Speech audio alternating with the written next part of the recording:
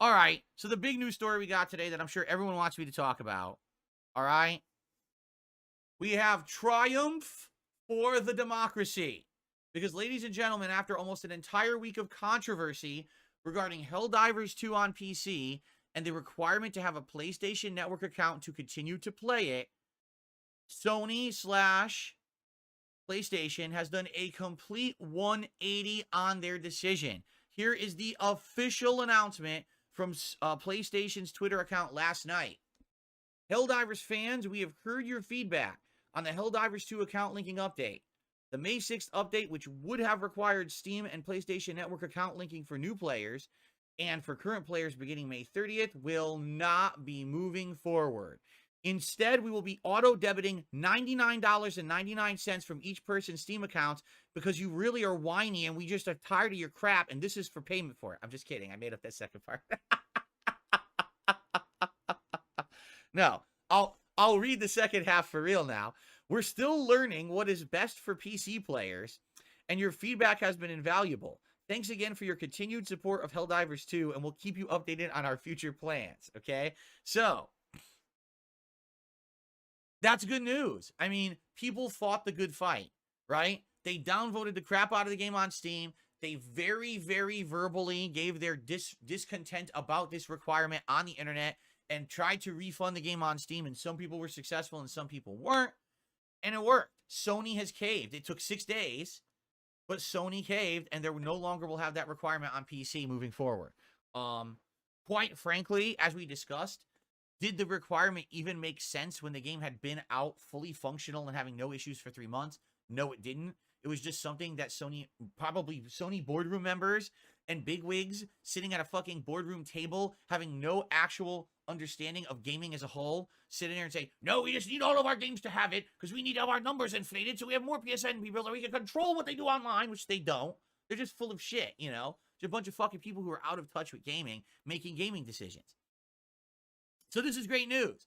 This obviously means the effort worked. And so, yes, those who stood up for what they believed in should be applauded. The people who spread the word, the people who talked about this all over Twitter and social networks and the internet in general, and the community for Helldivers should be proud of themselves, right? They definitely stood up for what they wanted and made it very clear that this change made no sense. You were going to lock out thousands of people from playing a game that they paid for and have enjoyed for 3 months. You were going to create all this discontent and negativity in the community over what? What is the benefit of PlayStation Network linking? Zero. It wouldn't have benefited anyone. So I'm happy they did this big 180. Now, I'm going to say kudos to Sony, not for making the bad decision, but for showing that they're a company willing to listen and change the course of the ship dependent on customer feedback. That shows that is a company that is in touch and willing to change on the fly. But it's weird because now I'm seeing people say things like, well, I still don't think I'm going to trust Sony in the future because you see at any moment they could just try to institute something like this. It's very anti-consumer, so I still don't like Sony. And it's like, wait a minute. Hold on a second, right? Can we be fair here? In life, people make mistakes, right? Now, if you notify someone, listen, you're making a mistake. I want you to know you're making the mistake. I want to tell you why it's a mistake.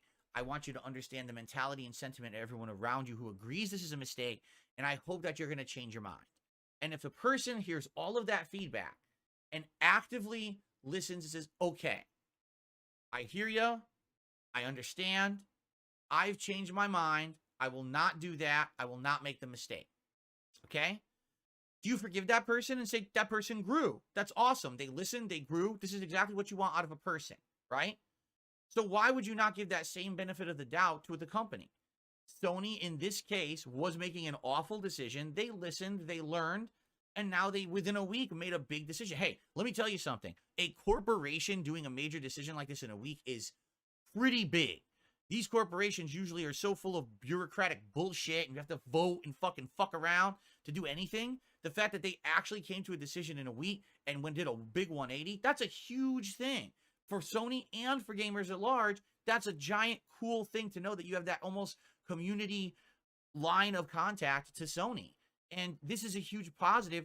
I don't know why people would now have the mentality, well, we could just never trust anyone ever again. Fuck Sony and fuck. Like, wait. Come on, man. At some point, you got to at least give some credit where credit is due and be like, they did the right thing. Let's not be dicks now, right? Because that's what it is. It's like, it's either all or nothing. Either we're all in on hating Sony or we are the biggest ball suckers of Sony around and we want to massage the Sony dick. Like, no, you don't have to massage the genitals and you also don't have to wish them death. You can kind of be somewhere in the middle in life. You don't have to hate or love. And in this case, I think this is a situation where, yeah, we got to be skeptical about Sony in the future. They may be making more problems, but at the same time, if they're willing to listen, that's a good thing. Let's give them some credit and let's not feel so negative. The sky is falling, fucking world-ending shit. I mean, come on, you know? But stay away from Sony genitalia, okay?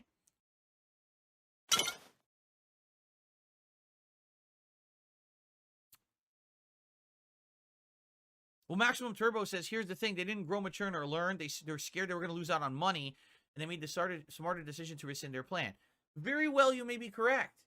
Those bigwigs in the boardroom probably walked in all of their tropical shirts. I'm sure they dress up just like me. They don't wear suit and tie or nothing. They just walk in looking just like me.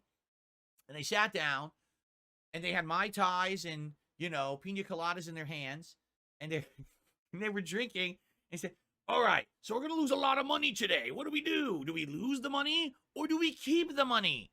Well, you know, I think we should lose the money. What?